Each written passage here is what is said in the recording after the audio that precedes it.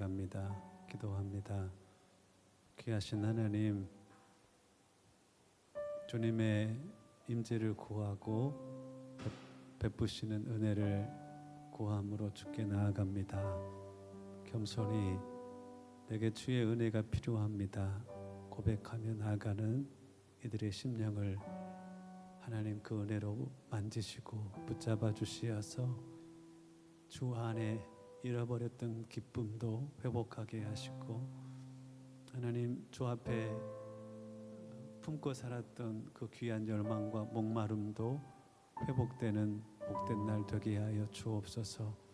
성령의 임재와 그 기름 부으심의 역사를 구함으로 주께 나아갑니다. 기름 부으심이 주의 백성들을 가르치고 살리고 치유하며 회복하는 성령 하나님의 귀하고 값진 역사가 충만히 목도되는 복된 날 되게 하시옵소서. 이 시간 주님을 찬양합니다. 영혼의 주를 향한 사랑이 있기를, 주님을 경외하는 마음이 있기를, 가사 하나하나가 다름 아닌 나의 고백이 되어지는 복된 시간이 되기를 간구합니다. 영혼의 떨림으로 주님을 찬양케 하시고 영혼의 주를 사랑함으로 주를 예배하는 복된 시간 되게 하여 주옵소서. 주님을 사랑하고 또 의지하옵고 예수님의 이름으로 기도하옵나이다. 아멘. 주 나의 모습 보내 상한 나의 마음도 보시네. 함께 고백함으로 나아갑니다. 주 나의 모습 보내 상한 나의 마음 보시네.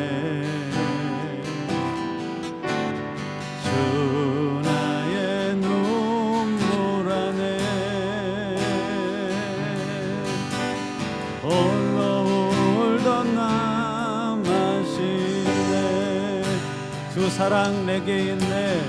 주 사랑 내게 있네. 그 사랑이 날 채우네. 그 사랑이 날 채우네. 주는 내게 있네. 그 은혜로 날 세우네. 아멘. 세상 소망이다. 세상 소망 다 사라져가도 주의 사랑은 끝이 없으니 살아가는 이 모든 순간이 주 내 힘을 나는 믿네. 주 나의 모습 보내. 주 나의 모습 보내 상한 나의 맘 보시네. 아멘. 주 나의 눈물 안에 홀로 울던 맘 마시네. 주 사랑 내게 있네. 주 사랑 내게 있네. 그 사랑이 날 채우네. 아멘. 주는 내게 있네. 그 은혜로 날 세우네. 아멘. 세상 소망이다. 세상 소망 다 사라져가도 주의 사랑은 끝이 없으니 살아가는 이 모든 순간이 주 내 인물 세상 소망 다 사라져가고 세상 소망 다 사라져가고 주의 사랑은 끝이 없으니 살아가는 이 모든 순간이 끝내 다시 한번 고백합니다. 세상 소망 다 사라져가도 세상 소망 다 사라져가도 주의 사랑은 끝이 없으니 살아가는 이 모든 순간이 끝내 힘을 나는 주의 힘을 나는 믿네. 주의 힘을 나는 믿네. 주의 팔에 주의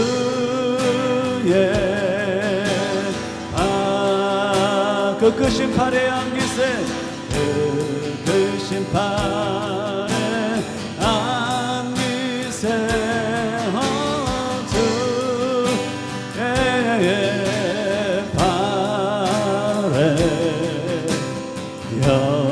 영원하신 팔에 안기세 주의 친절한 팔에 안기세 우리 마음이 평안하리니 항상 기쁘고 복이 되겠네. 영원하신 팔에 안기세 주의 팔을 주의 팔에 그 크신 팔에 안기세 주의 팔에 영원하신 팔에 안기 빠르게 찬양할까요? 날이 갈수록 주의 사랑이 두루 광명하게 비치고 천성가는 일편이 가리니 영원하신 팔에 안기세 아멘 주의 팔에 그 크신 팔에 박수치며 찬양하죠. 주의 팔에 영원하신 팔에 안기 주의 보좌로 나 갈새에 기뻐 잠시 소리 외치고 겁과 두려움 없어지리니 영원하신 팔에 안기세 아멘 주의 팔에 그 크신 팔에 안기세 주의 팔에 영원하신 팔에 주님 내길 예비하시니 나 기뻐합니다. 주님 내길 예비하시니 나 기뻐합니다. 여호와 이래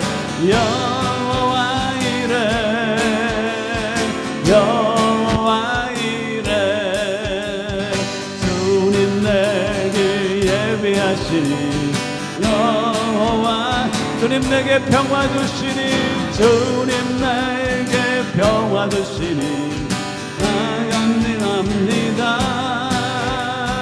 주님 내게 평화 주시니 나 기도합니다. 나 기도합니다. 여호와 샬롬 여호와 샬롬 여호와 샬롬 주님 내게 평화 주시니 아멘 여호와 샬롬 주님 내게 승리 주님 내게 승리 주시니 나 찬송합니다. 주님 내게 승리 주시니 나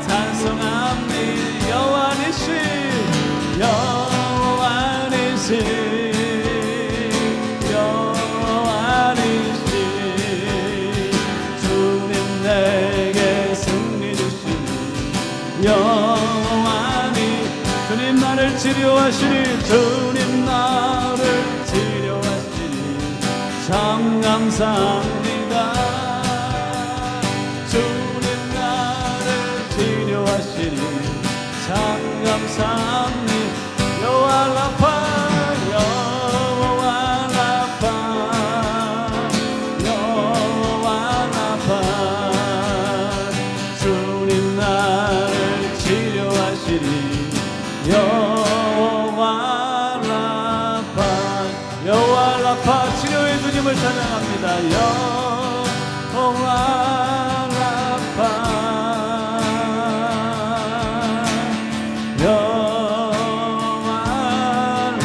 상한 마음을 치유하시고 병든 몸을 치유하시옵소서. 우리 나를 치료하시니 여호와 라파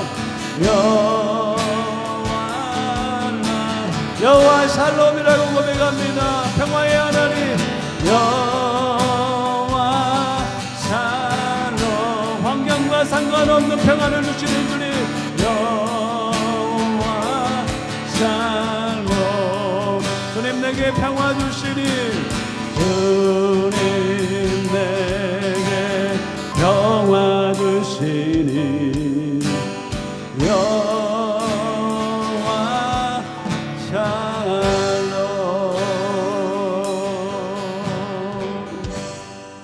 아멘. 성령 하나님의 은혜를 구함으로 이 시간 함께 나아갑니다. 오소서 진리의 성령님 구하는 자에게 주시겠다 약속하신 주님 함께 기도하는 마음으로 찬양합니다.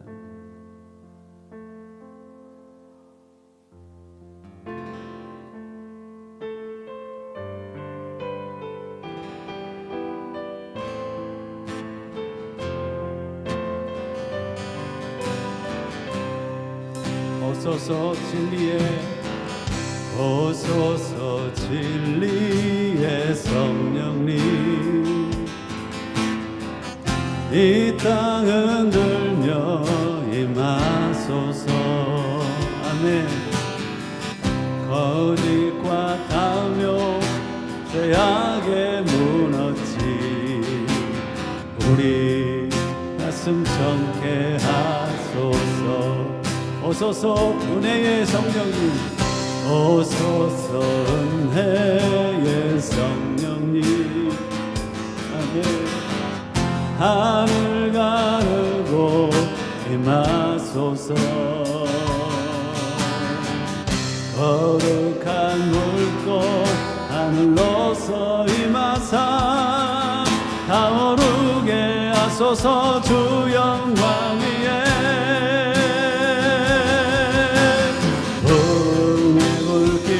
타오르게 하소서. 진리의 말씀 이 땅 새롭게 하소서. 아멘. 은혜의 강물 은혜의 강물 흐르게 하소서. 성령의 바람 이 땅 가득 불어와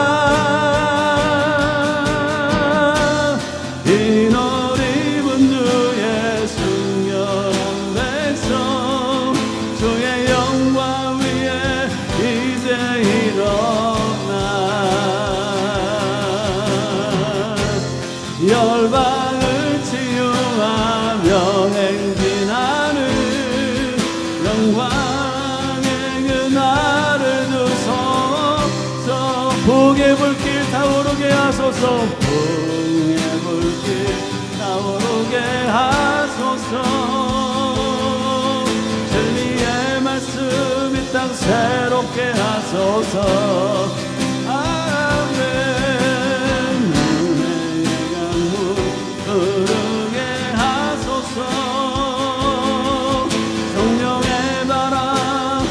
땅 가득 불어와 이 옷 입은 주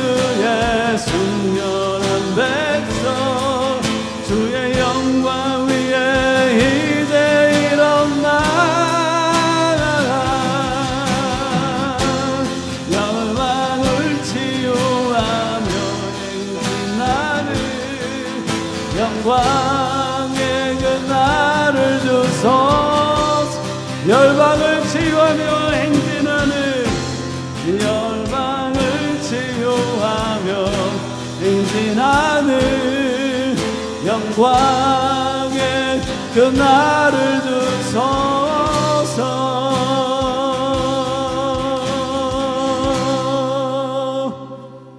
주님, 다시 새롭게 됨 그 부흥의 역사를 주 앞에 고함으로 나아갑니다.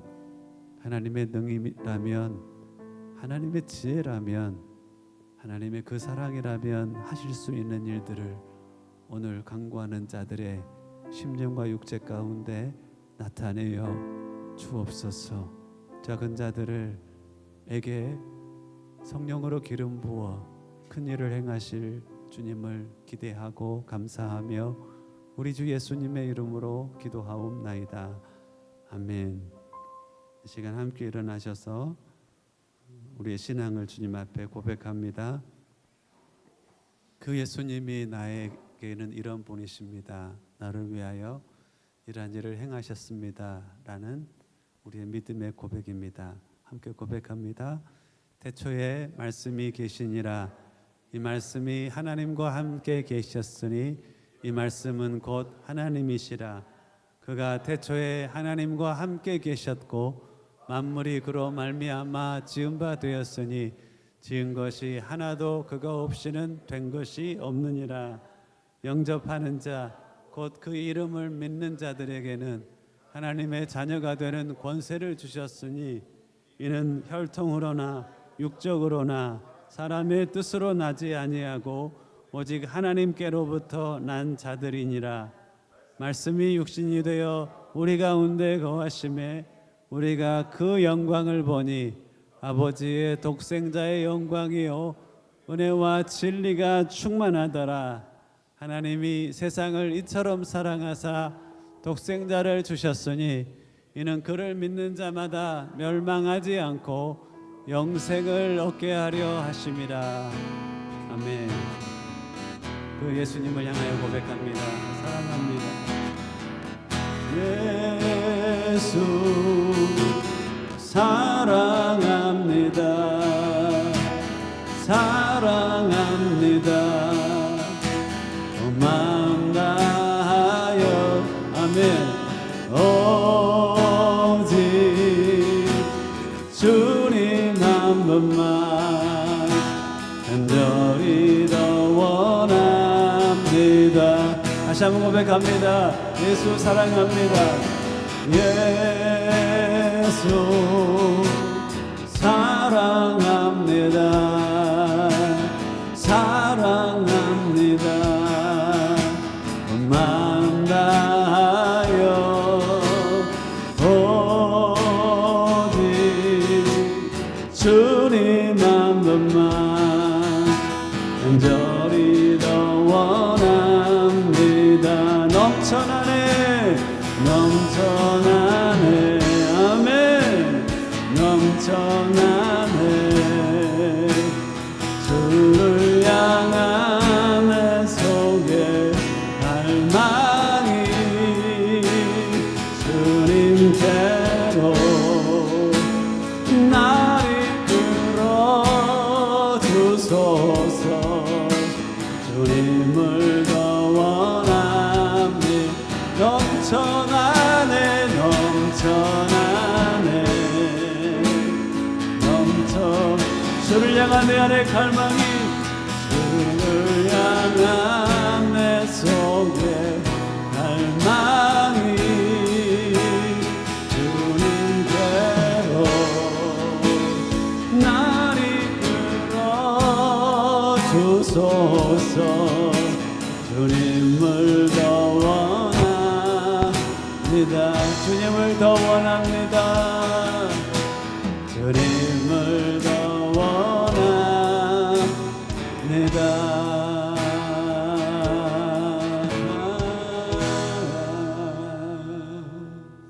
자리에 앉아 주십시오. 하나님 말씀 봉독합니다. 주신 말씀 사도행전 2장 1절로 13절입니다.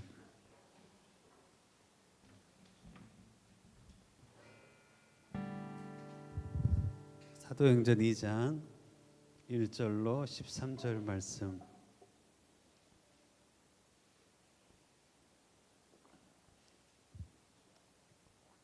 따박따박 교회가 한 목소리로 봉독해 올릴 때 하나님 주신 말씀으로 받겠습니다. 성령께서 모인 무리들에게 임한 광경을 역사하신 사건을 구체적으로 기록한 본문입니다. 2장 1절로 13절까지 한 목소리로 따박따박 같이 봉독해 올립니다. 시작. 오순절 날이 이미 이르매 그들이 다 같이 한 곳에 모였더니 호련히 하늘로부터 급하고 강한 바람 같은 소리가 있어 그들이 앉은 온 집에 가득하며 마치 불이 혀처럼 갈라지는 것들이 그들에게 보여 각 사람 위에 하나씩 임하여 있더니 그들이 다 성령의 충만함을 받고 성령의 말하게 하심을 따라 다른 언어들로 말하기를 시작하니라. 그때에 경건한 유대인들이 천하 각국으로부터 와서 예루살렘에 머물러 있더니 이 소리가 나매 큰 무리가 모여 각각 자기의 방언으로 제자들이 말하는 것을 듣고 소동하여 다 놀라 신기하게 여겨 이르되 보라 이 다 갈릴리 사람이 아니냐. 우리 각 사람이 난곳 방언으로 듣게 되는 것이 어찌 됨이냐. 우리는 바데인과 메데인과 엘람인과 또 메소포다미아 유대와 갑바도기아 본도와 아시아 부르기아와 밤빌라 애굽과 구레네에 가까운 리비아 여러 지방에 사는 사람들과 로마로부터 온 나그네 곧 유대인과 유대계에 들어온 사람들과 그레데인과 아라비아인들이라. 우리가 다 우리의 각 언어로 하나님의 큰일 말함을 듣는도다 하고 다 놀라며 당황하여 서로 이르되 이 어찌 된 일이냐 하며 또 어떤 이들은 조롱하여 이르되 그들이 새술에 취했다 하더라. 아멘. 기도 올립니다. 하나님, 고려뉴 가정에 베드로가 설교할 때 그 설교 시간에 급하고 강한 바람과 같은 또 불의 여와 같은 성령의 놀라운 역사가 임했던 것처럼 하나님만이 하실 수 있는 일들을 이 예배 현장 가운데 나타내시기를 기대하고 기도합니다. 이 가운데 간절히 사모함으로 기도했던 일들이 있다면 그 기도에 응답하시고 목마름과 사모함과 가난한 심령이 필요한 이들이 있다면 먼저는 그 목마름으로 그 가난한 심령과 사모하는 마음으로 저 백성들의 마음을 변화시켜 주시어서 간절히 기도할 때 선물로 주시는 마탄 선물로 주심에 하나님의 성령을 받아 누리는 귀한 하나님의 사람들 되게 하옵소서. 우리의 기대는 작았지만 하나님의 기대는 클 줄로 믿습니다. 우리의 생각보다 크고 넘치도록 채우시는 하나님의 은혜가 늘 우리 가운데 함께할 줄을 믿습니다. 기대하고 감사하오며 우리 주 예수님의 이름으로 기도하옵나이다. 아멘. 여러분들 이영표 선수가 무당에 대한 이야기를 한 적이 있습니다. 이영표가 누군지 안가요? 2002년 월드컵 4강의 주역. 한국 사람으로서는 유럽 EPL 유럽 축구에서 5손가락 안에 선수로 여겨지는 그 선수죠. 지금은 KBS 해설위원이기도 하고 예능에 참여하기도 하고 또 교회 집사님이셔서 간증도 하고 그렇습니다. 이분이 하나님이 살아계신 걸 절대 믿을 수가 없었대요. 그러면서 살아계시면 저 컵을 움직여 보세요 라고 하면서 하나님을 의심하고 했던 아주 이성적이고 합리적인 사람입니다. 그런데 이분이 하나님을 믿게 된 계기를 이야기할 때 이걸 이야기합니다. 하나님이 살아계신지는 잘 모르겠는데 내 주변에 무당들이 신내림을 받고 그런 게 있어. 무당들은 신병에 걸리거든요. 그 전에 병원에 가면 원인을 규명할 수 없는 병 때문에 시름시름 아파요. 결국은 그 병은 언제 치유되냐면 신내림을 받았을 때 치유되는 무병에 걸려요.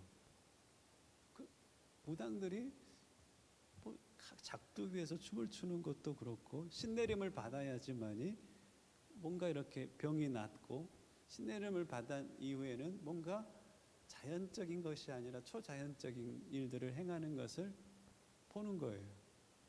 저도 예수 믿기 전에 어느 집, 내 친척 제사 지내는 집에서 자잖아요. 그러면 늘 그 집에서 가위가 눌렸어요. 이상하죠. 우리 집에 오면 그런 일이 전혀 없는데 그 집에 제사 지내는 그 집에만 가면 그 집에서 잠만 자면 이상하게 어떤 영적인 귀신이 있는 거죠. 영적인 그 세력에 있어서 가위가 눌리는 거예요. 이상하다. 저도 예수 믿기 전에 이상하다. 뭔가 있는데 했는데 이영표 이분도 집사님도 그랬던 거예요. 아, 하나님이 안 계시는 것이 아닐 수 있겠구나라는 생각을 하고 성경을 이렇게 읽었답니다. 민혁이 형제가 성경 열심히 읽는 것처럼 읽었답니다. 그리고 말씀과 영적 체험을 통하여서 하나님의 살아계심을 경험한 겁니다. 그런데 여러분들 이 무당에는 두 종류의 무당이 있다는 거 아세요? 역사적으로 그렇습니다. 무당은 이 습득무라는 무당이 있습니다. 세습무라고도 해요. 부모가 무당의 노릇을 해서 자녀가 무당하는 방법을 배워서 무당 노릇을 하는 습득무가 있습니다. 그 무당의 역할을 습득해서 뭔가 그 역할을 하는 습득무가 있고, 두 번째 종류의 무당은 강신무가 있습니다. 신이 내려서 무당의 일을 하는 사람들이 있습니다. 여러분들 성도들도 마찬가지인지 아세요? 성도들도 두 종류의 성도가 있어요. 사역자도 마찬가지입니다. 사역자도 습득해서 설교라든가 목회 사역을 습득해서 사역하는 사람이 있고, 강신, 하나님의 영이 임해서 사역하는 사람이 있습니다. 기름 부으심이 있는지 없는지를 분별하는 것이 참 중요합니다. 성령의 역사가 있는, 성령께 의지해서 성령이 그를 사로잡아서 사역하는 그런 사역자가 있고, 습득해서 말 잘해서 그 일을 하는 사람들이 있습니다. 성도도 마찬가지죠. 바로 종교를 습득해서 성도의 삶을 살아가는 사람이 있고, 신이 임한 성도가 있습니다. 그리고 지난주에는 우리는 그 성도들에게 바탄 선물, 즉 네가 구원받을 자라는 것에 대한 보증으로 준 선물, 그 선물로서의 성령에 대해서 우리가 배웠죠.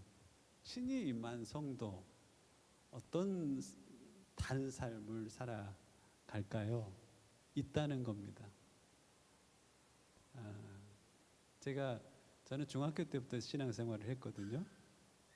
잊혀지지 않은 장면이 있어요. 목사님 앞에서 설교를 할 때는 잘 안 들어왔어요. 근데 그 중등부 담당 부장 장로님이 계셨어요. 장로님이 앞에 딱 서는데 이상해.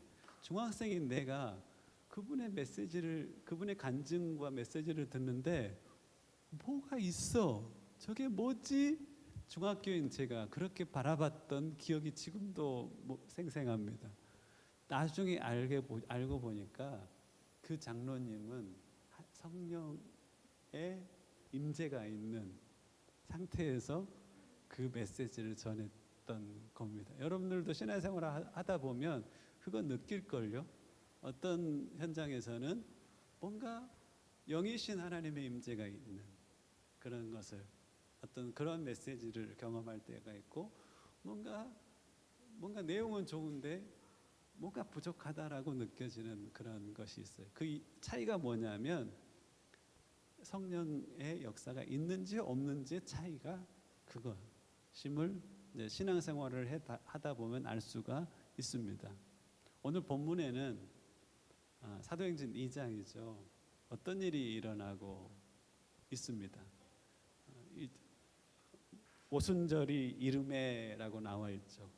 다 같이 한 곳에 모여서 기도하는데 호련히 하늘로부터 급하고 강한 바람 같은 소리가 있어 그들이 앉은 온 집에 가득하고, 하늘로부터 급하고 강한 슈 하는 소리가 그 온 모인 곳에 가득했다는 겁니다. 청각적으로는 그렇고 시각적으로는 마치 불의 혀처럼 갈라지는 것들이 그들에게 보여 각 사람 위에 하나씩 임하여 있더니, 이 그림을 잘 그려놨습니다. 아주 강력한 바람 소리 같은 소리가 그곳에 가득했고, 불의 혀 같은 것이 한 사람 한 사람의 각자 위에 이렇게 임한 모습이었습니다. 자, 이들이 이런 경험을 하기 전에는 어떤 사건이 있었을까요? 바로 예수님이 부활하셨어요. 부활하신 후에 40일간, 사도행전 1장에 보면 3절에 보면 40일간 하나님의 나라의 일을 가르치셨다라고 나와 있습니다. 하나님의 나라에 대해서는 제가 반복적으로 말씀드렸습니다. 그리고 이 하나님 나라 중에 가장 중요한 메시지를 이렇게 전하십니다. 약속과 함께 하나님 나라에 대한 중요한 메시지가 바로 이것입니다. 이것이 4절에 보니까 예루살렘을 떠나지 말고 내게 들은 바 아버지께서 약속하신 것을 기다리라. 요한은 물로 세례를 베풀었으나 너희는 몇 날이 못되어 성령으로 세례를 받으리라. 약속을 하시죠. 몇 날이 못되어 성령을 받을 것이다. 부탁을 하시죠. 이곳에 머물러서 기다리라. 부활하는 날을 경험했지만 가서 증인으로 아직 살 때가 아니야. 너희들에게 한 가지가 더 필요해. 그것은 뭐냐면 오직 성령이 너희에게 임하시면 너희가 증인이 될 거야.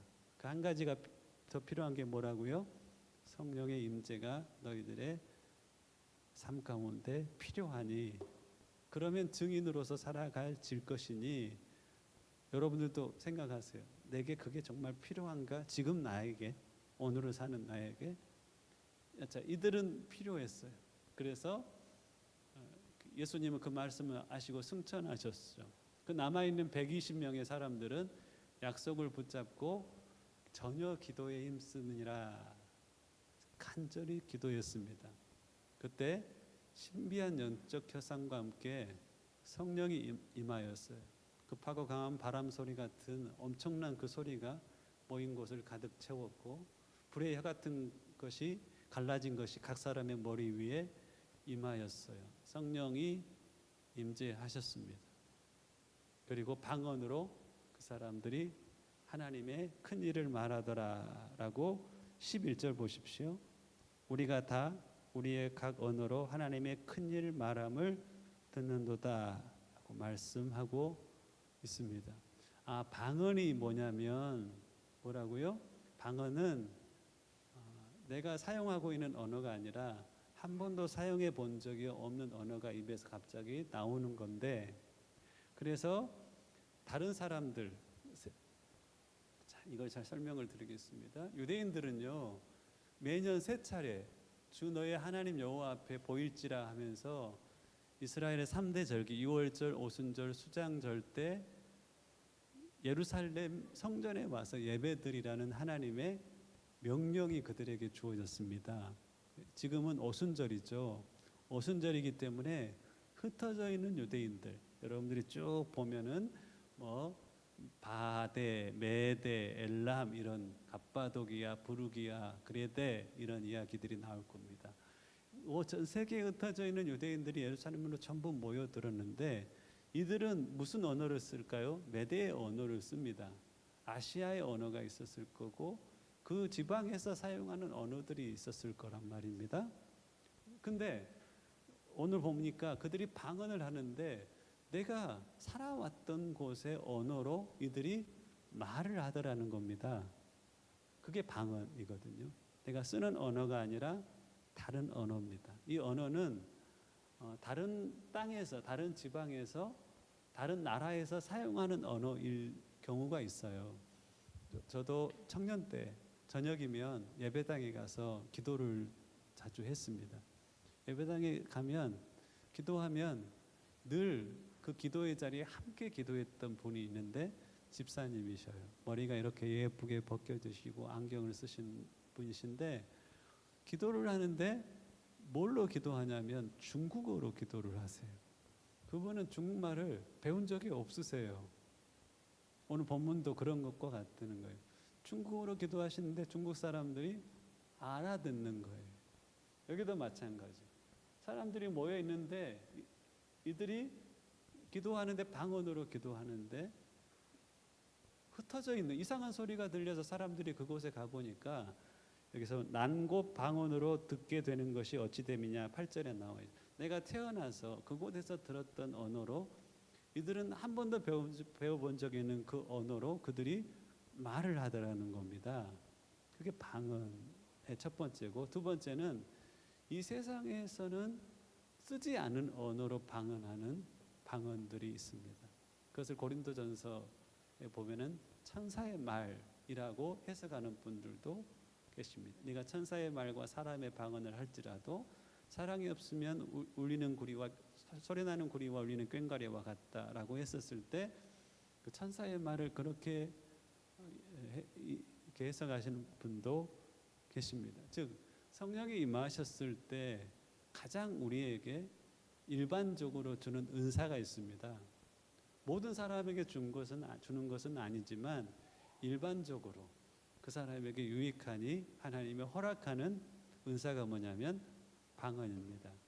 그 방언은 내가 이상한 소리를 내잖아요. 그 방언의 내용이 있습니다. 그 내용이 뭐냐면 하나님의 큰 일을 말하는 것, 하나님의 그 사람을 향한 계획일 수 있고 하나님이 이루고자 하는 어떤 뜻일 수도 있고 하나님의 어떤 사람에 대한 어떤 아이디어나 생각일 수도 있습니다.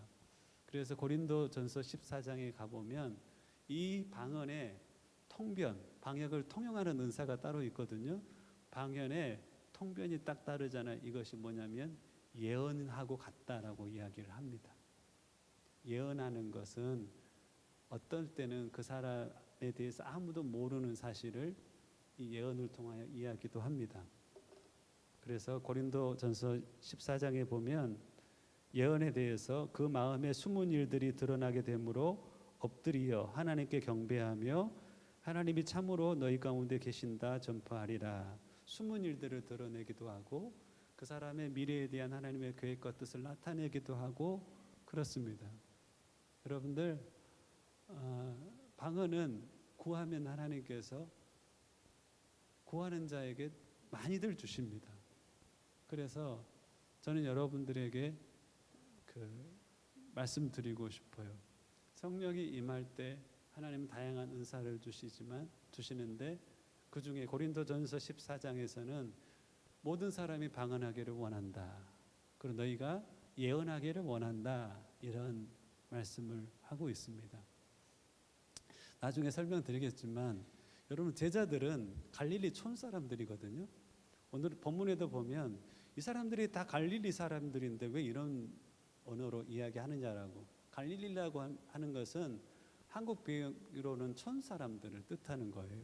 근데 그 사람들이 이런 하나님의 은사가 아니면은 하나님께로부터는 막 3장에 보면 안진병이를 일으키기도 하고 9장에 보면 죽은 자를 살리기도 한단 말입니다. 성령으로 말미암는 이런 능력을 나타냄을 통하여서 복음이 증거되었던 것을 우리는 볼 수가 있어요. 동해야 잠깐 집중해봐. 자, 방언이라는 것은 하나님의 큰 일을 이 언어로 나타내는데 때로는 그 중에 통변하는 사람이 있어서 하나님의 놀라운 큰 일들이 들려지기도 하지만 오늘 이 방언은 어떤 방언이라고요? 실제적인 언어가 있는 방언임에 그 지역에 있는 사람들이 와서 그 언어로 하나님의 큰 일 말하는 것을 듣고 있는 겁니다.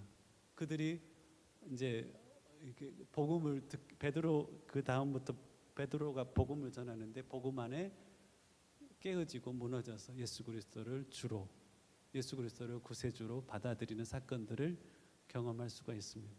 볼 수가 있습니다.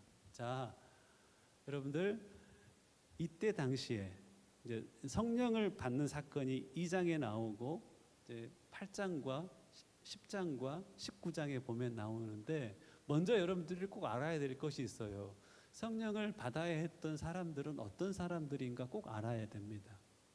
왜냐하면 잠깐 설명을 여러분 꼭 이 설명을 들으세요. 성령을 받는 사람들은 여기에서는 예수님의 부활과 승천을 목격했던 제자들과 성도들, 사도들도 있고 제자들과 성도들이 이곳에 있습니다. 그들은 예수님을 믿은 사람들인데 그들에게 뭐가 필요했다고요? 성령 받는 일이 필요했어요. 사도행전 8장에 보면 빌립의 전도를 받고 믿어서 물로 세례를 받았던 사마리아 사람들도 성령을 받는 일이 필요했습니다. 사도행전 19장에 아볼로와 브리스가와 아굴라를 통해 세워졌던 교회 구성원들도 성령 받는 일이 필요했습니다. 잠깐 들여다보겠습니다. 사도행전 1장 보면 사도와 함께 거기에는 사도가 있었습니다. 모이사 그들에게 분부하여 이르되 예루살렘을 떠나지 말고 내게서 들은 바 아버지께서 약속하신 것을 기다리라. 요한은 물로 세례를 베풀었으나 너희는 몇 날에 못되어 성령으로 세례를 받으리라. 여자들과 예수의 어머니 마리아와 예수의 아우들과 더불어 마음을 같이하여 오로지 기도에 힘썼어요. 이 기도에 응답하시어서 사도행전 2장에 성령이 임합니다. 이 책이 제가 옛날에 성령님을 알고 싶어서 읽었던 책 중에 한 권입니다. R.A. 토레이 목사님이신데 D.L. 무디가 사역을 했다라면 그 신학적인 바탕을 이 R.A. 토레이 박사님께서 신학적인 지원을 해 주셨습니다. 성령 세례라는 것은 믿는 자들에게 주시는 하나님의 선물이다라고 말하고 있어요. 자, 질문입니다. 성령이 위로부터 임하기를 위해 간절히 기도하며 기다리고 있던 사람들은 예수를 믿는 이들이었는가? 라는 질문입니다. 예, 사도행전 1장에 모인 무리들은 예수님을 믿는 무리들이었습니다. 그들에게 성령이 내면에 역사했나요? 이 성령을 받기 전에 이게 중요합니다. 자, 고린도전서 12장 3절에 보면 성령으로 아니하고는 누구든지 예수를 주시라 할 수 없느니라. 무슨 말이냐면 예수 그리스도를 주라 고백할 때 우리 안에서 역사하시는 분이 바로 성령님이셨다는 겁니다. 성령의 내적인 그 역사를 경험했던 사람들이 지금 뭘 구하고 있어요? 성령의 외적인 역사를 구하고 있는 겁니다. 여러분들이 만약에 신학책을 읽는다라고 했을 때 여기에서 헷갈리게 돼요. 왜냐하면 나는 예수 그리스도를 주로 고백했으니 성령이 내 안에 거하는 거예요. 그런데 오늘 예수 그리스도를 주로 고백했던 이들이 사도행전 1장에 보니까 성령을 구하고 있어요. 사도행전 8장에 보면 빌립이 전도했어요. 그들이 믿고 남녀가 다 세례를 받았어요. 자, 예루살렘에서 핍박이 와서 빌립이 사마리아에 가서 복음을 전했습니다. 남녀가 믿고 다 세례를 받았어요. 예루살렘에 있는 사도들이 이 소식을 듣고 사마리아도 하나님의 말씀을 받았다 함을 듣고 베드로와 요한을 보내요. 그들이 내려가서 그들을 위하여 성령 받기를 기도하니 이는 아직 한 사람에게도 성령 내리신 일이 없고 오직 주 예수의 이름으로 세례만 받을 뿐이니라. 예수님을 믿었으니까 세례를 받았을 거 아니에요. 그럼 예수님을 믿었을 때 그 안에 역사했던 분은 누구세요? 성령님이세요.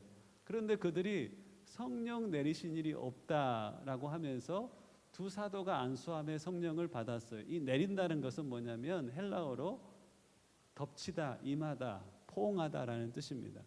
성령의 내적인 사역을 통하여 거듭났지만 성령의 위로부터 오는 그 사역을 통하여서 아직 그 능력을 받지 못한 상태에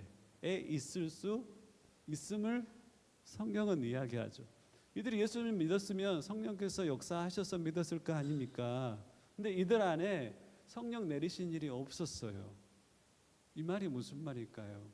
그래서 여러분들이 자꾸 헷갈리는 거예요. 성령님에 관해서 헷갈리는 겁니다.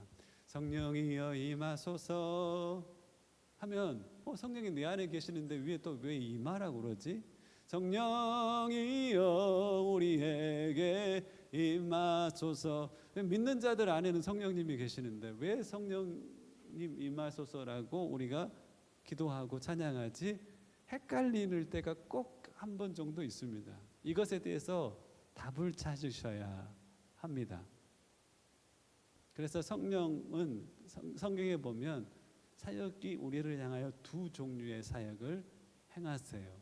이게 마치 이런 것과 같습니다. 예수님은 하나님이시면서 사람이에요.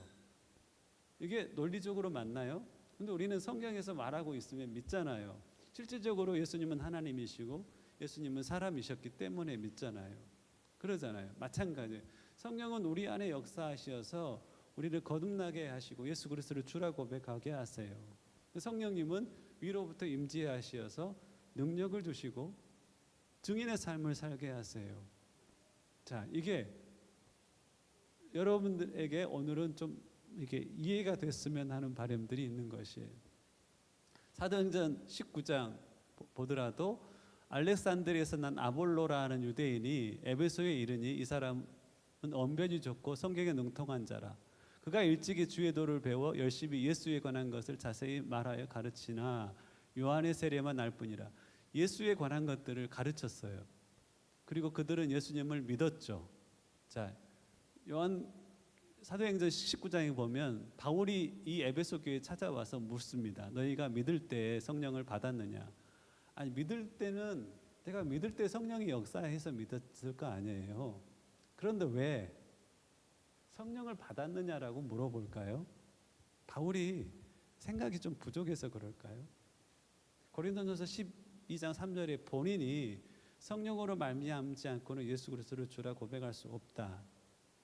고린도전서 3장 16절에 보면 너희가 하나님의 성전인 것과 하나님의 성령이 너희 안에 계신 것을 알지 못하느냐 라고 바울이 이런 이야기를 하는데 왜 믿을 때에 성령을 받았느냐라고 믿었으면 성령을 받는 거 아닌가?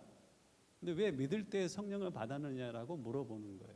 근데 그들은 그 위로부터 임재하시는 성령을 이해를 못하고 있어요. 듣지도 못했어요. 그래서 바울은 그들에게 안수해서 그들로 성령을 받게 하는 사역을 따로 행합니다. 이제 좀 계속적으로 반복되니까 받아들여지시는지. 자, 그것을 이제 이 다음에 표로 제가 설명을 드리고 이 사건 사람들이 막 방언받고 성령 받고 이상한 말을 하는데 와 하나님의 놀라운 일들을 막 말하는 것들을 들으면서 이것에 대한 반응이 두 가지가 있음을 알 수가 있습니다. 여러분들 성경 하나 한번 보시겠습니까? 12절과 13절 보십시오. 다 놀라며 당황하여 서로 이르되 이 어찌된 일이냐 하며 또 어떤 이들은 조롱하며 이르되 이들이 세수리에 취하였다 하더라. 어떤 사람 놀라서 이걸 어떻게 이해할지를 모르는 사람들이 있어요. 이 나타나는 현상에 대해서 제대로 이렇게 이해가 안 되는 상황이 벌어집니다. 그리고 어떤 사람들은 이해가 안 되니까 나타나는 사실에 대해서 내가 해석할 수 없으니까 내가 해석할 수 있는 다른 방식들을 가져오는 겁니다. 술 취하면 이렇더라. 이들이 꼭 술 취한 것 같으니 우리가 알지 못하는 눈이 뻘겋게 변하지도 않고 정신이 완전히 나가버리지도 않는 이상한 술이 있어. 그래서 그 술에 취하였다 하더라 하면서 조롱하면서 쇠술에 취하였다라고 이제 이야기를 하는 두 가지의 반응이 있습니다. 제가 별명이 두 가지인지 혹시 아세요? 강동주잖아요. 예, 제 별칭이 윤동주라고도 막 우깁니다. 그것 때문에 이제 시도 쓰게 되고 그랬습니다. 근데 또 하나의 별명이 뭐냐면 동동주입니다. 애들이 나를 동동주라고 할 때 내 마음이 어땠을까요? 우리 엄마 아버지 이름을 지실 때 좀 배려해 주시지. 왜 동주라고 지어서 동동주라고 놀림받게 하시나. 이런 생각을 가지고 있는 사람들이 상상외로 많은 거 아세요? 그렇습니다. 제가 동동주라고 누군가 하면 그냥 좀 창피하지만 이름 바꿀 수 있나요? 근데 언제부턴가 제가 1994년 겨울에 이제 성령께서 제 삶 가운데 임재하셨습니다. 성경에 성령의 역사가 나타나는 때 나오는 현상들이 제 삶 가운데도 이렇게 나타나기를 시작을 했습니다. 하나님, 내가 살아계시면 만나야 되겠어요. 그리고 그 하나님 살아계시면 내 삶을 하나님 앞에 다 드릴 거예요. 라는 고백이 94년 겨울 그 교회 제일 뒤편에 장의자에서 고백이 있었습니다.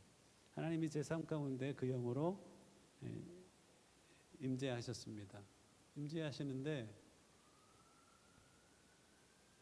그 후로 이 본문을 제가 읽었잖아요. 사람들이 조롱하여 새술에 취하였다. 저는 새술에 대한 분명한 이름이 있어요. 저를 향하여서는. 어떤 이름이죠? 동동주라는 이름이 있습니다. 너무 좋았어요. 누가 나를 동동주라고 하면 그건 나의 소망의 언어. 내가 가지고 있는 소망의 이름이 바로 새술에 취하는 것. 그 새술에 취하지 못함이 새술에 취하여 살지 못하는 것이 너무 나는 답답했거든요. 그 후로는 하나님의 임재를 호흡하고 하나님의 임재를 마시지 않고는 어쨌든 견디지 못하는 삶을 꽤나 오랫동안 살았더랬습니다. 그래서 동동주로 살면 참 좋겠다. 그 새술에 늘 취해서 살면 좋겠다라는 생각을 했습니다. 여러분들 에베소서 5장 18절에 보면 너희가 술 취하지 말라. 이는 방탕한 것이니 오직 성령의 충만함을 받으라. 이 술 취하는 것과 성령의 충만함에 대해서 연결시키고 있어요. 왜냐하면 오늘 사도행전 2장에 나와 있는 것처럼 현상이 비슷해. 술 취한 사람과 성령의 충만함을 받은 사람의 현상이 너무너무 비슷해. 그렇기 때문에 에베소서 5장에서도 술 취함과 성령을 비교하고 있고 연결하고 있고 오늘 본문도 마찬가지. 너무 비슷하니까 그런 거예요. 어떤 게 비슷하자면 이런 게 비슷해요. 성령 충만하거나 술 취하면 겁이 상실됩니다. 엄청난 용기가 막 일어납니다. 그리고 자꾸만 이제 노래가 흥얼흥얼 나옵니다. 성령 충만하면 찬양이 이렇게 흥얼흥얼 나오는 것이 굉장히 일반적인 현상입니다. 여러분들 그러시나요? 성령 충만한 겁니다. 네. 어떤 사람이 갑자기 너 예수님 믿어야 돼 하면서 겁없이, 거절감이라는 것은 어디 집에 농에 두고 온 것처럼 그렇게 이야기하고 있는 여러분들을 발견하시나요? 성령 충만할 때 그런 것입니다. 나를 밀어낼 수도 있는 사람에게 가가지고 이렇게 따뜻하게 한번 안아주시나요? 겁이 상실한 겁니다. 세 번째는 감정이 풍부해집니다. 잘 울고 잘 웃습니다. 성령의 열매가 희락이라는 것이 있죠. 또 성령께서 임하시면 거룩에 여기시기 때문에 거룩지 않은 내 모습을 잘 인식합니다. 그렇기 때문에 잘 울고 또 잘 웃습니다. 감성이 풍부해지는 게 술 취한 사람들 보면 그렇더라고요. 그리고 마지막은 웬만큼 때려도 아프지가 않습니다. 누가 서운한 말을 한다든가 아픈 말을 뱉더라도 성령이 충만하면 그래 하면서 별로 아프지가 않습니다. 여러분들 술 취함과 성령 충만을 비교하면서 여러분들이 그런 삶을 좀 꿈꾸어 봤으면 좋겠어요. 겁을 상실한 삶, 늘 하나님을 찬양하는 삶, 그리고 감성적으로 너무 풍부해서 사랑하고 회개하고 하는 삶, 잃어버린 눈물이 회복되는 그 삶, 그리고 웬만큼 어려운 환경이라든가 나를 힘들게 하는 말에도 아무렇지도 않은 그 사람들조차도 그 환경조차도 품어 살아갈 수 있는 삶, 그것이 바로 성령 충만한 삶의 특징입니다. 마치 그런 것 같아요. 어떤 사람과 사건과 상황이 나의 환경이었다면 성령 충만하면 무엇이 나의 환경이 되나요? 성령님이 사람과 상황과 사건 앞에 있어 나의 환경이 되어 주세요. 그러니까 사람과 사건과 상황의 자극들이 나에게 큰 영향을 미치지 않아요. 내게 가장 영향력을 미치는 대상은 누구예요? 살아계신 하나님이 영으로 임재하셔서 나와 가장 가까이 계시기 때문에 그것이 나의 뭐가 되어버려요? 환경이 되어버려요. 하나님이 나에게 주시고자 하는 가장 귀한 것은 바로 자기 자신이세요.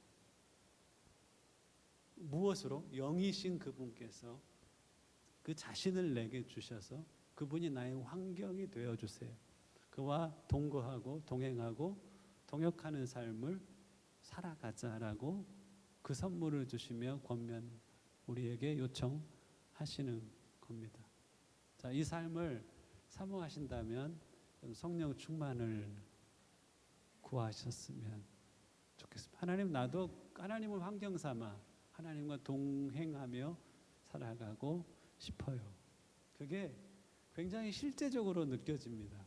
내 몸과 내 영혼이 하나님의 임재는 실제적으로 느껴지는, 막연한 이 언어가 아니라, 막연한 이상적인 뭔가 개념이 아니라 우리가 실제적으로 경험하는 것입니다. 자, 그리고 한 가지 여기에서 더 우리가 가슴에 담아야 될 것은 뭐냐면, 이런 현상에 대해서 사납게 사실대로 사랑으로 바라보는 시각이 각자가 다른 것이죠. 그 사실을 인식하지 못하니까 많은 사람들은 어때요? 사납게 조롱하면서 세술에 취했다라고 조롱하면서 반응을 합니다. 그렇죠. 근데 어떤 현상에 대해서 사실을 제대로 인식하고 사랑으로 바라볼 수도 있는 것 같아요. 그래서 두 가지 반응에 대해서 저희는 그런 걸 깨달았어요. 사실을 확인하지도 않고 사납게 반응하지 않았으면 하는 마음들이 제게는 있었어요. 그리고 사실이 인식될 수 있기를, 그리고 사모함으로 그것을 바라볼 수 있기를 바라는 마음이 저와 여러분들에게 있기를 원합니다. 그리고 그 성령에 취해 사는 것들에 대해서 이 술 취함과 비교하면서 마음에 정리를 해보았습니다. 자, 오늘은 성령의 두 가지의 사역들을 성경에 나오는 내용들을 표로해서 여러분들에게 좀 마음에 정리를 해드리고 싶습니다. 성경은요, 성령의 내적인 사역이 있고 성령의 외적인 사역이 있다라고 말하고 있어요. 사도행전을 보더라도 여러분들 알죠. 자, 개념적으로는 헬라어가 달라요. 성령 충만이라고 했을 때 내적인 충만은 플레루 혹은 플레레스라는 단어를 꼭 써요. 즉 사도행 에베소서 5장 18절에 너희가 술 취하지 마라, 인 방탕한 것이 성령의 충만함을 받아라. 이것은 뭐냐면 플레루라는 단어를 써요.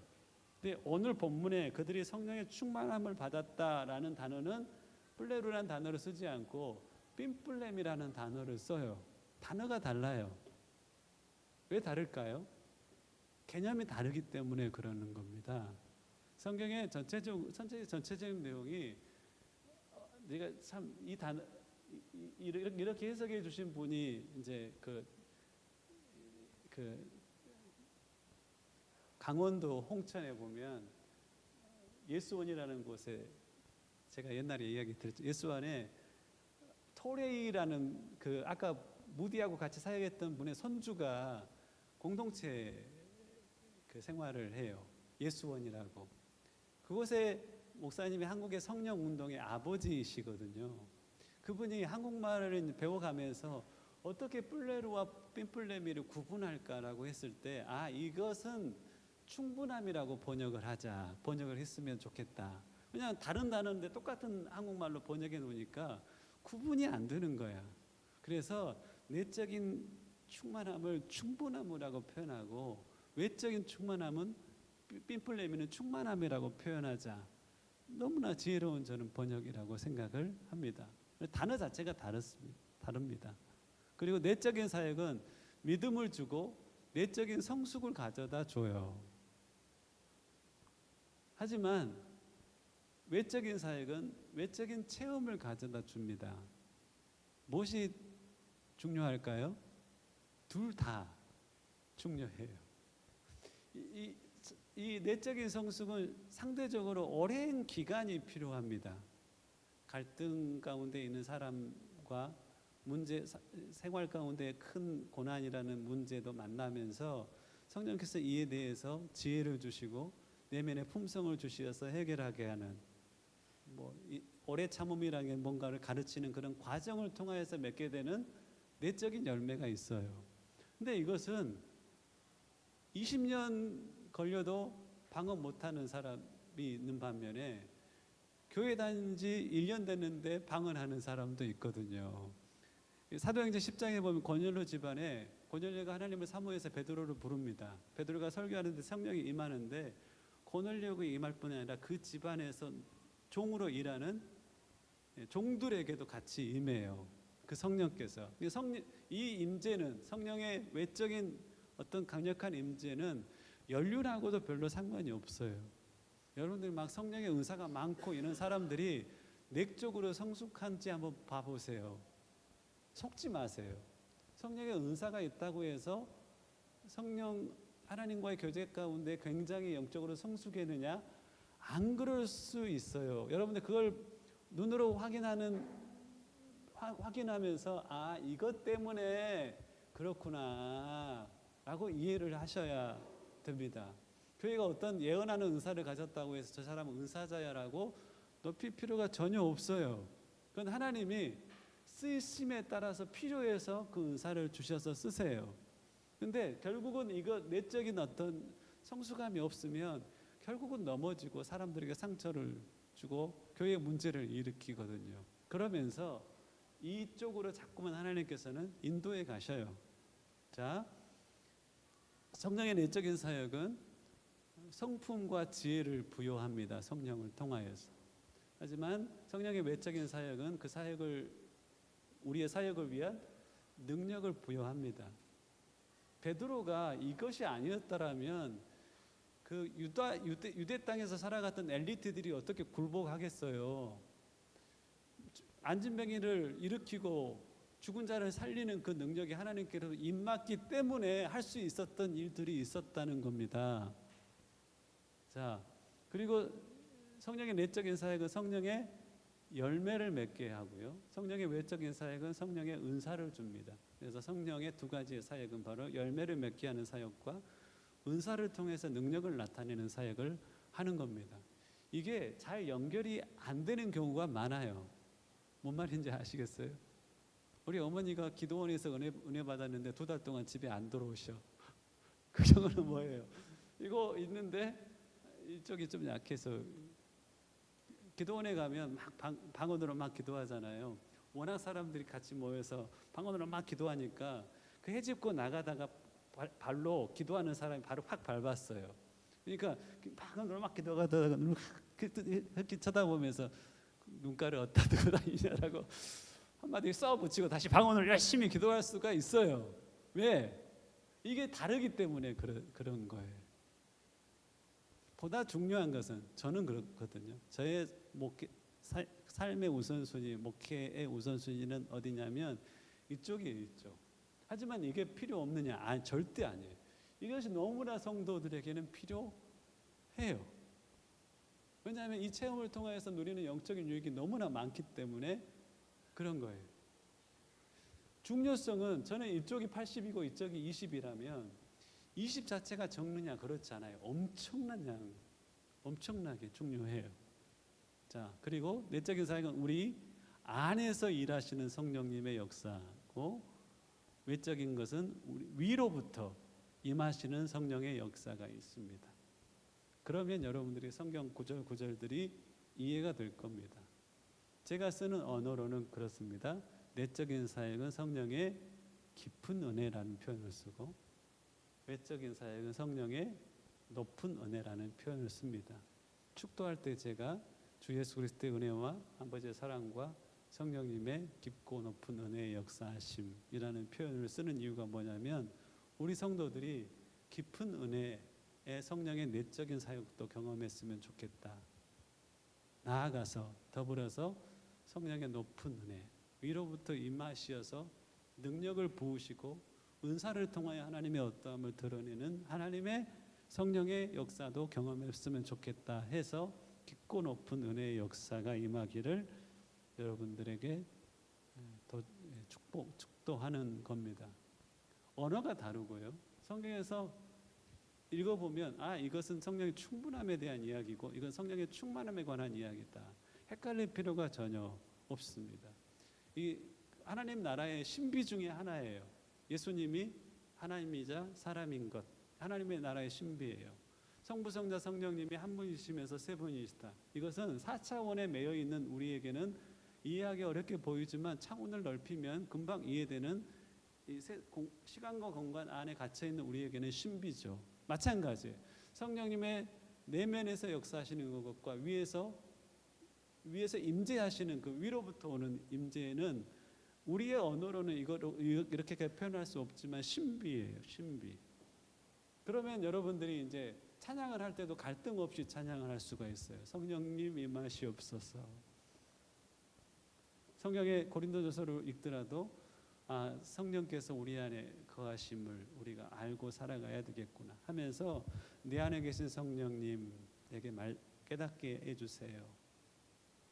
하나님 나의 삶 가운데 필요한 영적인 양분을 허락해 주세요. 오래 참지 못하는 나에게 성령의 열매로서의 오래 참음을 허락해 주세요. 순간순간 의지하며 기도할 수 있습니다. 그리고 어떨 때는 하나님의 기적을 행해야 될 때, 사람들을 향하여 복음을 증거해야 될 때 하나님 위로부터 오는 강력한 주의 임재가 필요합니다. 그때는 좀 다른 일들을 행하게 돼요. 예언이라는 역사도 일어나고 병고침이라는 역사도 일어나고 이것은 위로부터 하나님이 임하셨을 때 나타나는 일들입니다. 마지막 질문입니다. 스스로에게 이런 질문을 해보십시오. 나는 성령을 받아야 하는가? 혹은 나는 다시 성령으로 충만케 되어야 하는가? Yes or no? Yes라면 여러분들 기도하십시오. 사모함으로 기도하면 하나님은 주십니다. 시간이 갔지만 왜 하나님이 방언이라는 은사를 주시기를 기뻐하시는지 한 가지만 짧게 말씀드릴게요. 방언이라는 은사는 고린도전서 14장에 보면 우리의 유익을 위해서 줘요. 자세히 들으세요. 내 유익을 위해서 줘요. 다른 은사는요, 다른 사람들의 유익을 위해서 주는 거예요. 내가 예언을 하면 다른 사람에게 유익을 끼쳐요. 내가 병을 고치면 누가 유익해요? 고쳐지는 그 사람이 유익하단 말이에요. 방언은 누구 유익이에요? 다른 사람에게 유익이 없어요. 내게 유익한 거예요. 왜 하나님께서 내게 유익한 걸 주시기를 기뻐하시냐면 조금만 정신을 차려 이것까지만 드세요. 남에게 유익을 끼치는 것은 남에게 권력이 될 수 있어요. 뭔 말인지 아시겠어요? 내가 예언을 해주잖아요. 그럼 그 사람이 그 예언을 해준 것 때문에 이 권력 관계가 행사돼요. 그 사람이 나를 의지하게 되고 나는 그 사람에게 대해서 파워를 행사하게 돼요. 병을 고칠 때도 마찬가지예요. 다른 사람에게 유익을 끼칠 때는 항상 유익을 끼친 만큼 권력 관계가 행사가 돼요. 위험한 거예요. 근데 위험하지 않고 안전한 게 있어요. 안전한 게 뭐냐면 내 유익을 위해서 주는 은사는 안전해요. 왜 그럴까요? 남에게 유익을 끼침으로 말미암아 권력 관계를 행사하지 않아. 권력 관계가 행사되면 내가 이 품성, 성령의 내적인 열매가 없으면 반드시 문제를 일으켜. 왜냐 그 은사와 능력을 담을 수 있는 내적인 내면의 그릇이 준비가 되지 않으니까 그런 거예요. 하지만 내적인 그릇이 내면의 그릇이 준비되지 않더라도 방언이라는 것은요 남에게 유익을 끼치지 않으니까 그 위험성으로부터 보호되는 거예요. 나는 유익이 돼. 그러니까 하나님이 이제 성령이 임재했을 때 다양한 은사를 주시는데 무엇을 주면 안전하다고 생각하실까요? 방언을 주면 안전하다고 생각하세요. 더불어 진짜 안전하고 그렇습니다. 여러분들이 은사도 고하였으면 좋겠어요. 할 때 다른 은사도 있지만 내가 품성이 되어서 정말 영혼들을 위해서 예언하는 게 필요하고 병 고치는 게 필요하다라고 하면 하나님은 또한 여러분들 위험하지 않은 범위 내에서 허락하실 겁니다. 하지만 방언은 기뻐 주셔요. 바울도 고린도서 14장에 나는 모든 사람이 방언하기를 원한다 라고 말하고 있어요. 믿는 자에게 주시는 선물 중에 하나지만 주실 때 위험하지 않으니 하나님은 편한 마음으로 구하는 자에게 주시기를 기뻐하셔요.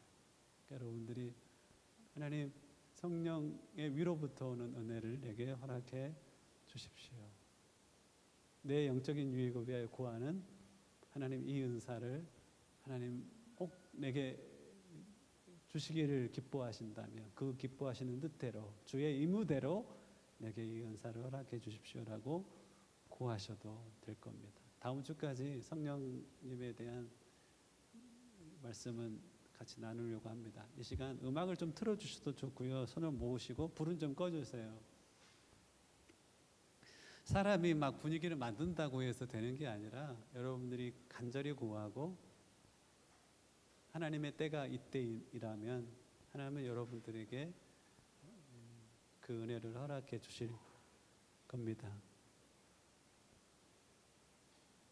때로는 사도행전의 사건처럼 안수를 통하여서 이 일들이 벌어지기도 하지만 하나님은 의무대로 고넬료 가정에서 말씀을 들을 때 직접 말씀을 듣고 있는 현장에서 한 사람 한 사람 가운데 그 은혜를 주시기도 하셨습니다. 음악을 좀 틀어주시면 이 시간 함께 기도하며 나아갔으면 합니다. 하나님 내게 그 은혜가 필요합니다. 하나님 다시 그 성령의 충만함을 나의 삶 가운데 허락하여 주시옵소서 하고 간절히 소리는 크지 않아도 좋지만 진정으로 하나님 앞에 구함으로 여러분들이 나아가셨으면 좋겠습니다. 이 시간 함께 기도하며 나아갈까요? 귀하신 하나님 영혼들을 주의 이름으로 축복합니다. 주셨던 은사들이 다시 불릴 듯 일어나는 그 사건이 어떤 이에게는 필요할 것이고 어떤 이에게는 이전에 한 번도 경험하지 못하였던 성령의 강력한 그 임재와 은사를 부으심의 사건들이 필요한 이들이 있음을 주님 앞에 고백해 올려드립니다. 말씀이 내 심령 안에 새겨져 진리를 깨닫게 하시며 그 진리 가운데로 나를 인도하시며 성령 하나님의 놀라운 일하심들을 주의 백성들로 누리게 하여 주시옵소서. 하나님 구하옵나니 임하시옵소서. 하나님 구하옵나니 간절히 구하옵나니 사랑하는 주의 백성들의 심령과 육체 가운데 임하시옵소서. 하나님 나 또한 그 마땅한 선물을 누리며 살아갈 수 있기를 소망합니다. 하나님을 아버지라고 부르며 아버지 되신 하나님과의 친밀한 교제 가운데 살아가는 복된 인생들 될 줄로 믿습니다. 그 임재를 사랑하는 주의 백성들의 육체 가운데 나타내시옵소서. 어린 양의 피를 흘리지 찢겨진 의장 사이를 지나 하나님 계시는 지성소 가운데로 나아갑니다. 주의 임재를 우리 가운데 나타내시고 하나님 그 능력으로 주의 백성들을 덮으시어서 다시는 주를 떠날 수 없는 복된 심령들로 하나님 한 사람 한 사람의 심령을 붙잡아 주시옵소서. 주의 때에 주의 일을 행하실 줄을 믿습니다. 은혜로 만지시고 능력으로 붙드시옵소서. 하시고자 하는 일들을 오늘 이 아침 주의 백성들 가운데 나타내시옵소서. 아버지 구하옵나니 사랑하는 자녀들 위해 그 선물로 함께 하시옵소서. 악한 자라도 자식에게 좋은 것을 줄 줄 알거든 구하는 자에게 하늘의 아버지께서 성령을 주시지 않겠느냐. 그 말씀을 붙잡고 주님 앞에 간구하며 나아가옵나니 구할 때 주시는 성령의 거룩한 임재가 백성들 가운데 드러날 수 있기를 간구합니다. 급하고 강한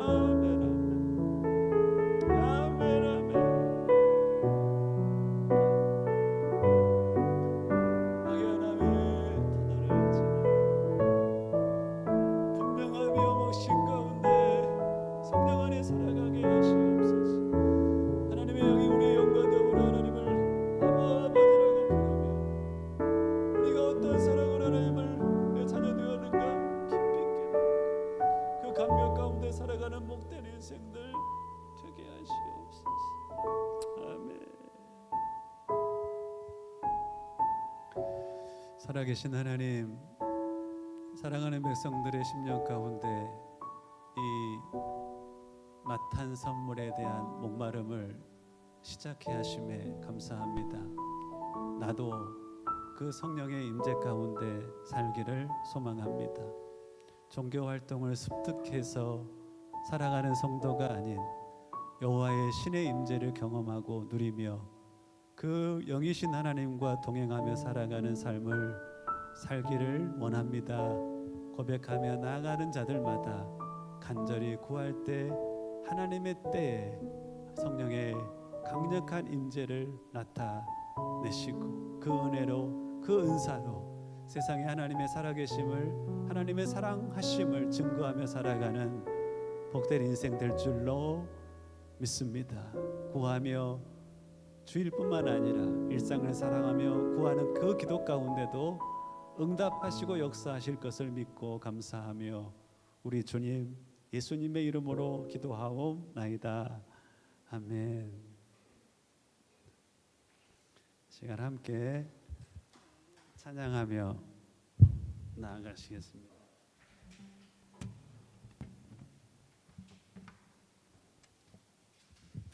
제가 여러분들에게 안수 기도를 하지 않은 이유는 주중에 여러분이 생각나서 기도하고 왔으면 하는 생각 때문에 그렇습니다.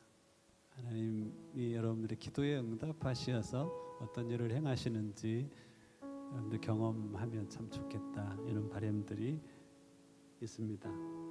빈들의 마른 불같이 시드는 나의 영혼, 함께 찬양하며 우리 자신을 하나님 앞에 드리는 마음으로 예물도 드리겠습니다.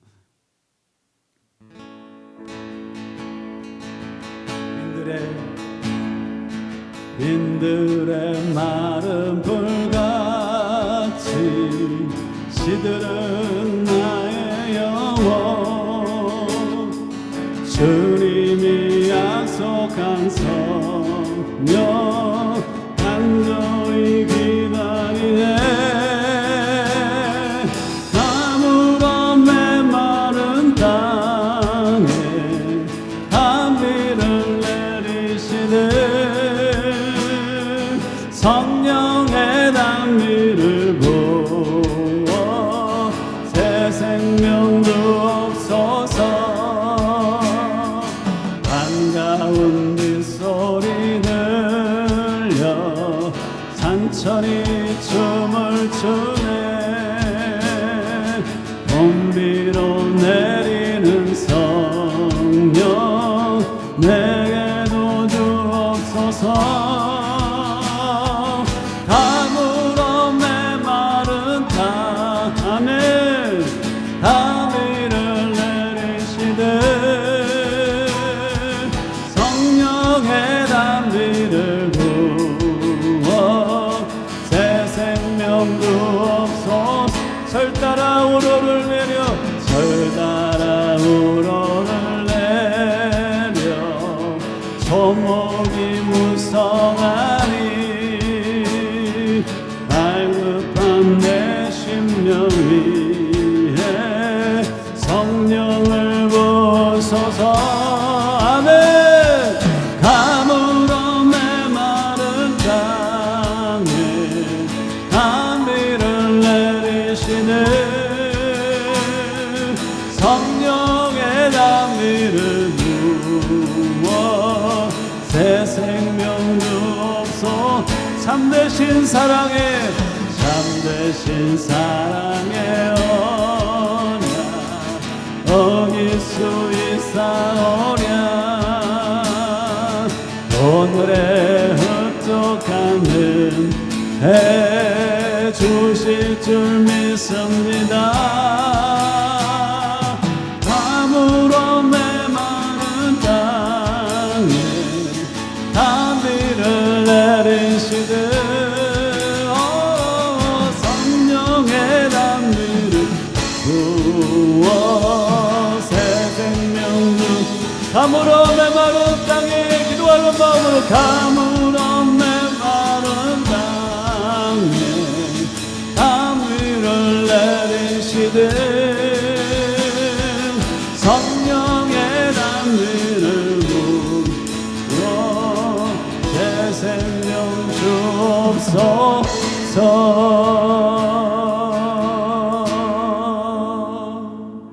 하나님, 성령님을 향한 거룩한 목마름이 각 성도들의 심령 가운데 시작되게 하시옵소서. 각 심령이 성경의 사람으로, 성령의 사람으로 세워질 때까지 그 열심을 멈추지 않으시는 하나님, 한 사람 한 사람을 빚으시고 그 심령 가운데 역사하시어 여기에 모인 한 사람 한 사람을 성령의 사람으로, 성경의 사람으로 빚으시고 온전케 하시고 이 땅의 그러함을 통하여 하나님을 증거하는 복된 인생들 되게 하실 줄로 믿습니다. 주께 드릴 수 있는 은혜를 허락해 주셔서 감사하옵고 예수님의 이름으로 기도하옵나이다. 아멘. 한 주간 기도하셨으면 합니다. 하루에 한 10분 정도라도 하나님에게 이 은혜가 필요합니다. 기도하시고 다음 주일날 오셔서 함께, 저는 그걸 믿거든요. 우리의 마음과 시간을 드리면 하나님은 역사하시기를 기뻐하신다라고 믿습니다. 마음을 준비해서 드리고 우리 시간을 드릴 때 하나님께서 여러분들에게 하나님의 살아계심, 하나님의 참되심, 그리고 필요한 자에게 그 은사를 부으실 줄로 믿습니다. 준비된 마음으로 함께 다음 주에 참여하셔서 하나님이 예비해 놓으신 은혜를 받으실 수 있기를 부탁드립니다. 옆 사람에게 주의 은혜로 충만하십시오 한마디 해주시고 충만하십시오라고. 한국에 가신 분들이 많은데 여전히 예배의 유일한 청중이 하나님이신 것을 기억하시고 기쁨으로 예배에 참여하셨으면 좋겠고, 조금은 빨리 나와서 기도로 좀 준비하면 하나님이 더 기뻐하시겠다라는 생각을 합니다. 5분 전, 저는 늘 제 삶의 원칙이 깨어질 때도 있지만 5분 전이라고 생각하고, 적어도 5분 전에는, 만난 약속 5분 전에는 그 자리에 있다면 참 좋겠다 하는 마음들을 갖습니다. 다 함께 일어나셔서요, 우리 오늘 눈물로 하늘의 씨앗을 심는다 찬양하고 축도함으로 예배를 마치겠습니다.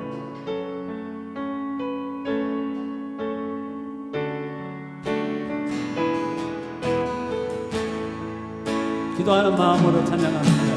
우리 오늘 눈물로 하늘의 씨앗을 심는다. 꿈꿀 수 없어 무너진 가슴에 저들의 푸른 꿈 다시 돋아나도록. 아멘. 우리 함께 땀 흘려 소망의 길을 만든다. 내일로 가는 길을 찾지 못했던 저들 노래하며 달려가 우리 그날에 우리를 볼 것입니다. 그날에 우리 보리라. 새벽 이슬 같은 저들 일어나면 뜨거운 가슴 사랑의 손으로 이 땅 치유하며 행진할 때 노래 황폐하였던 이 땅 어디서나 성결한 꽃들 피어나고 푸른 의의 나무가 가득한 세상. 우리 믿음으로 선포합니다. 우리 황폐하였던 오래 황폐하였던 이 땅 어디서나 성결한 꽃들 피어나고 푸른 의의 나무가 가득